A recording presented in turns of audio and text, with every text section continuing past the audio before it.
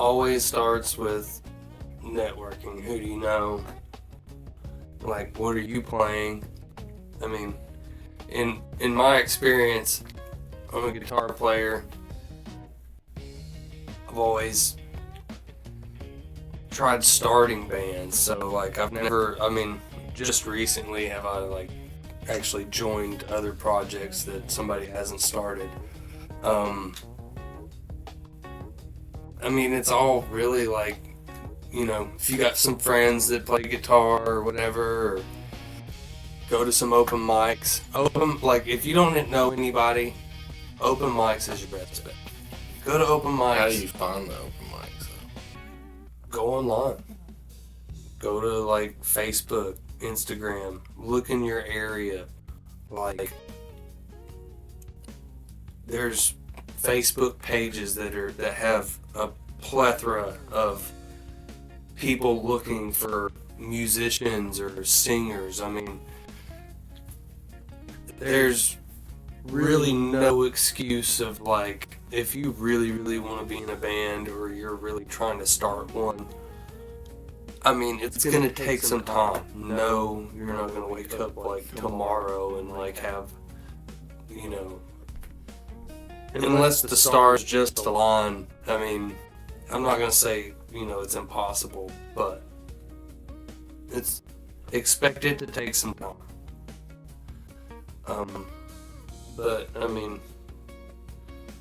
Yeah. So where do you go after you get a couple guys together? Once you get your couple guys together, like your core group, you gotta make sure you got the right core group. I will say that.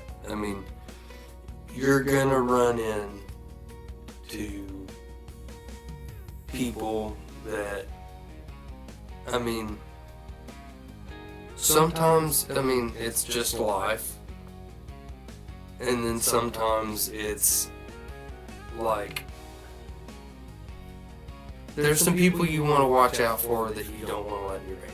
You don't want to let, like, somebody that doesn't care. If you really care about the project, you really want to find somebody else that's going to care just as much as you do. And, like, you also don't want that person that's, like, whiny about everything. There is plenty of, I'll just leave it at that. You also don't want, like, the lazy musician that's, like... So you basically just want to all bond well. Yeah, you make sure you get along. That way you don't disrupt that creative flow, I guess, when you're in the band room together. Because if you're in the band room together and all you're doing is just fighting, then you're never gonna actually get a song written, for one, and that's where you gotta start. You gotta write a song.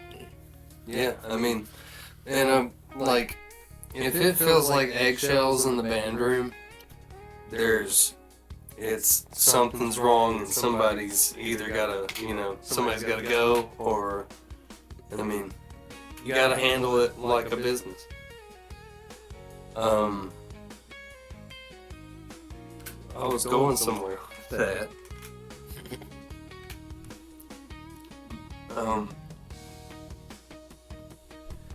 You're gonna have those hard talks, and if you got the right group of people together, no matter what, if this is actually something that you're considering full-time in, those people are eventually going to be like family. And if you got the right core group, it's going to be a family. You guys are going to, or you all are going to be spending a lot of time. Like, there's recording, gigs. You gotta get along, and you gotta be able to work as a team, and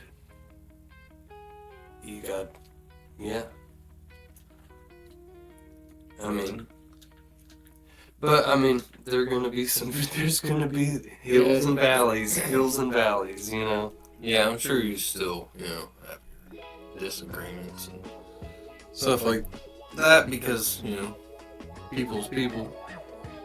And I will say, steel sharpens steel. So, like, get people that are knowledgeable or have, actually take their skill very seriously and are continuing to improve, because that's going to do nothing but drive you to improve. Because, I mean,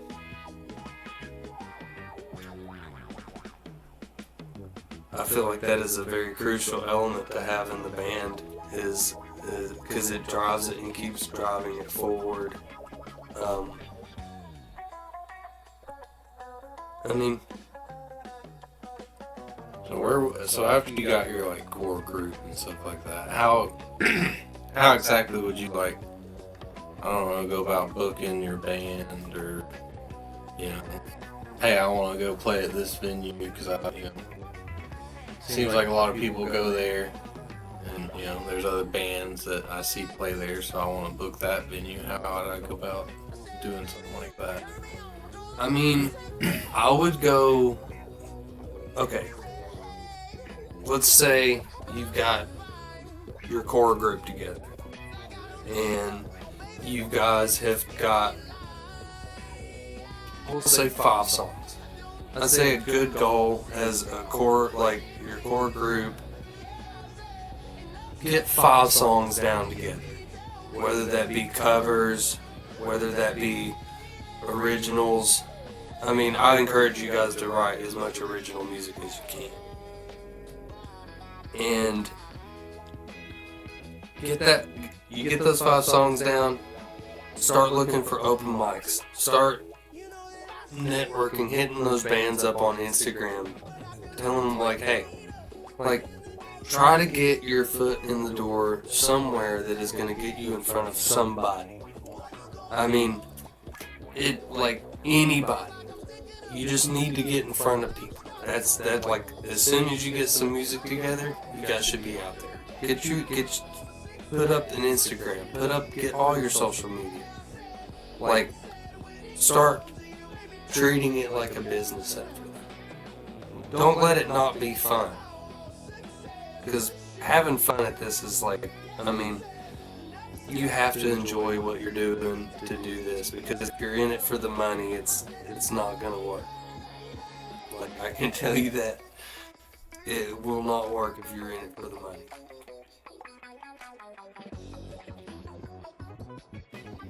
What do you think young bands should do about getting their music heard and out there to, the masses?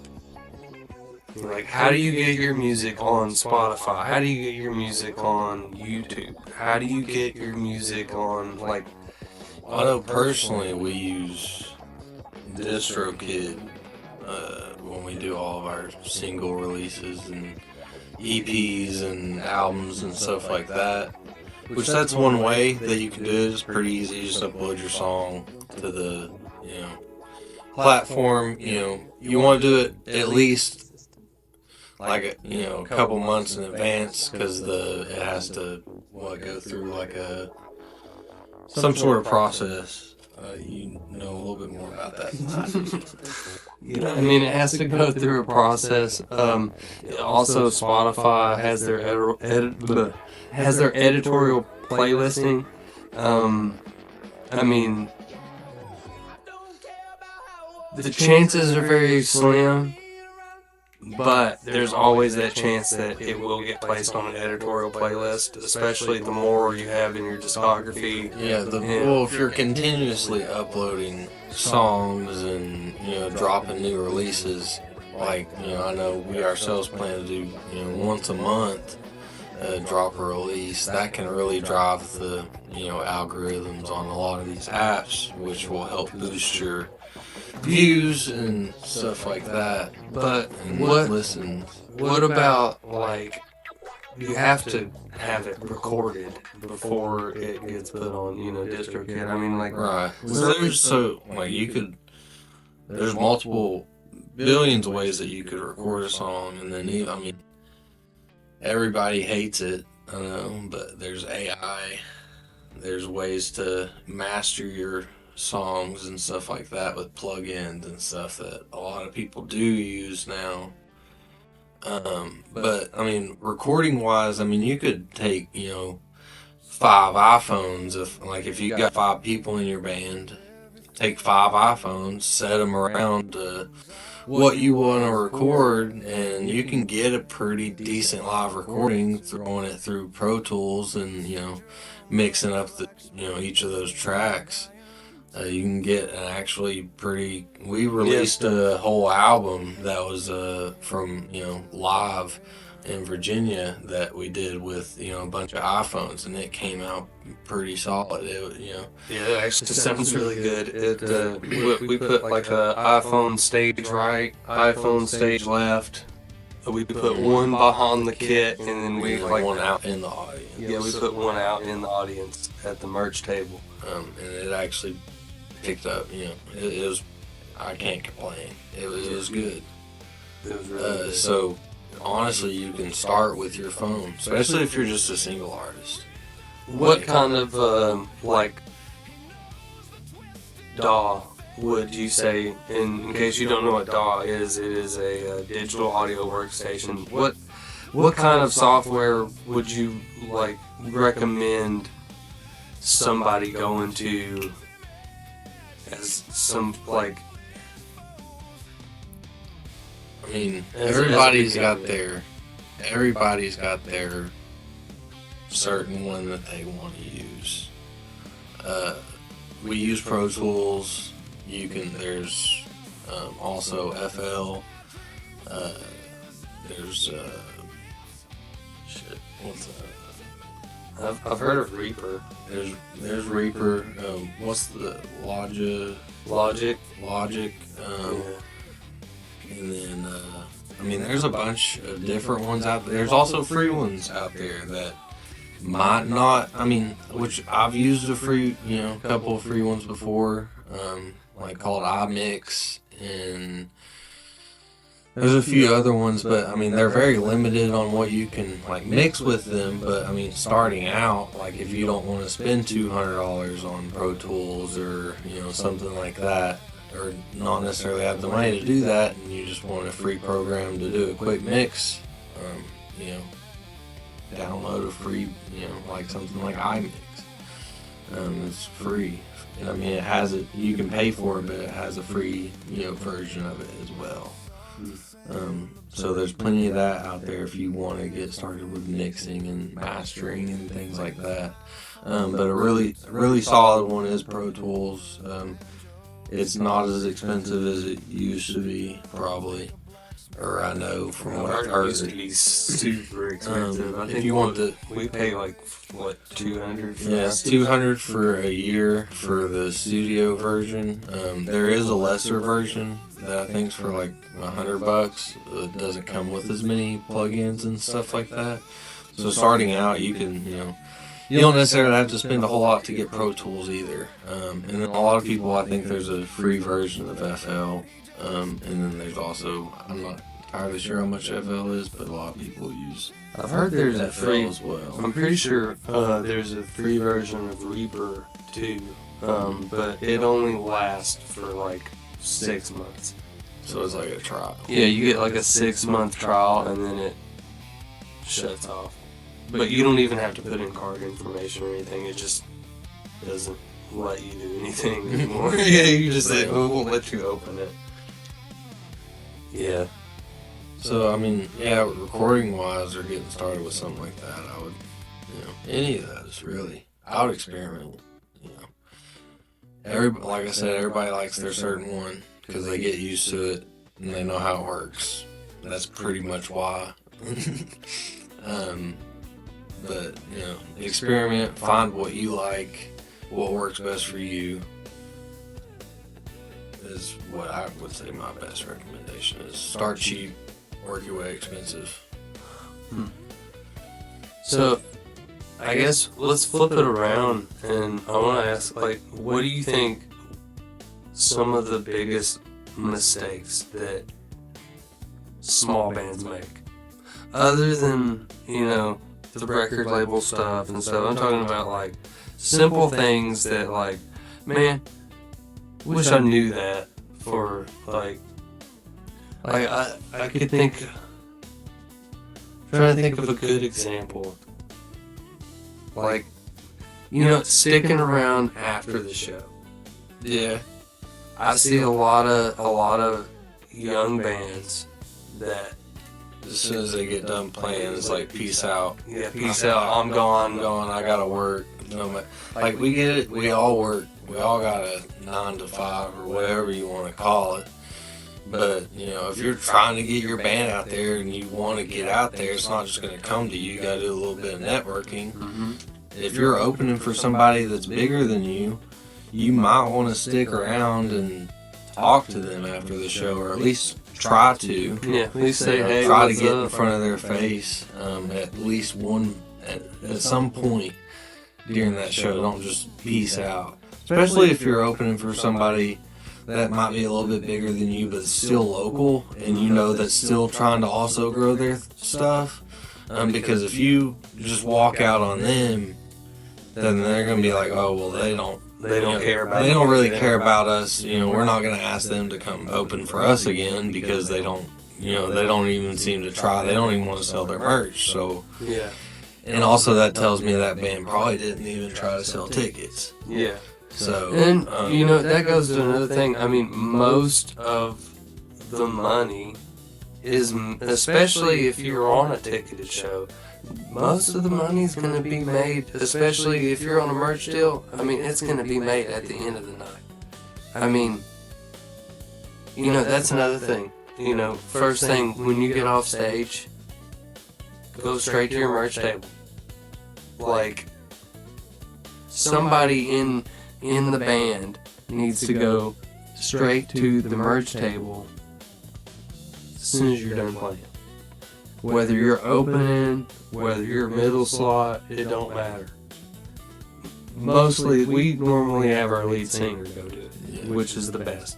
He's fronting the show, he's the voice, We always tell him, run straight to the merch table. I mean, as soon as we get packed up, we try to go straight to the merch table as well. That way the full band's there. Mm-hmm. And then fans appreciate that too. They want to get to know you. Yeah, they want to know you. They don't want you to just peace out and leave. They didn't, pay $20 to come see you play and then just peace out. They want to talk to you as well. I mean, they came to hear your music. You should be a little respectful of that. I mean, I feel like the age of the untouchable rock star is kind of not there anymore. Yeah. People don't. I don't feel like people. They kind of think you're a dickhead. Yeah, I mean, yeah. They're like, damn. Like, damn, dude. They want you to be friendly. They want to get to know you. They want to, So don't be that band. Yeah, don't be that band. Today we went over how to build your band, Yeah. what not to look for, and what it needs to be like, and it needs to be gelling. Y'all need to be gelling. We also went over where to start in recording and where to get your song out there. Yeah. Go to open mics, stuff like that. Networking. Mm-hmm. Don't be the band that leaves. Yeah, don't be the band that leaves immediately after the show. That's probably like the most important thing, because like most of your big deals happen there. It's like at the end of the night, But thank you all for watching, and if y'all like this and want to see more if y'all like this and want to see more podcasts like this, or us talk about other music things in the future, just drop a comment down below, leave a like, don't forget to subscribe. hit that subscribe button right now. See y'all.